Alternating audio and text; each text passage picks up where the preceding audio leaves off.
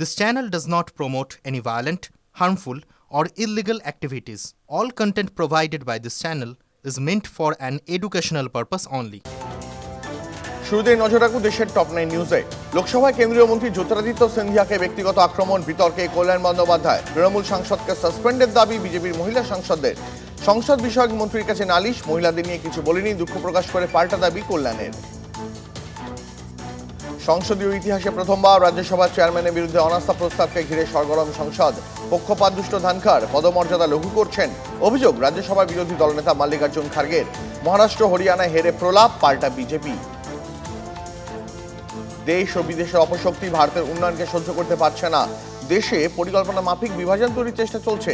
রাজস্থানের জয়পুরে অভিযোগ উপরাষ্ট্রপতি জগদীপ ধনখড়ের। ভারত বিরোধী চক্রান্তকে প্রতিহত করার আহ্বান। লোকসভায় ধ্বনি ভোটে পাশ রেলওয়ে সংশোধনী বিল 2024। রেলের প্রশাসনিক কাঠামোর আধুনিকীকরণের সংস্থান সংশোধিত বিলে।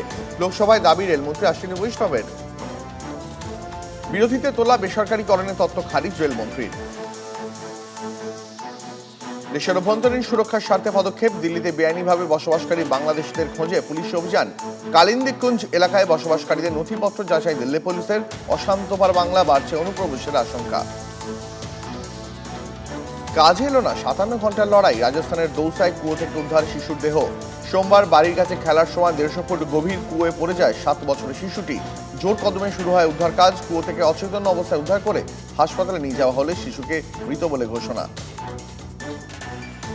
প্রবল ঠান্ডায় কাঁপছে দিল্লি, তাপমাত্রা নেমেছে 5 ডিগ্রিতে। রাজধানীর রাস্তায় থাকা গৃহহীনদের জন্য বিশেষ উদ্যোগ প্রশাসনের। দিল্লি লালকেল্লা, এইমস সহ বিভিন্ন জায়গায় গৃহহীনদের জন্য নাইট শেল্টারের ব্যবস্থা।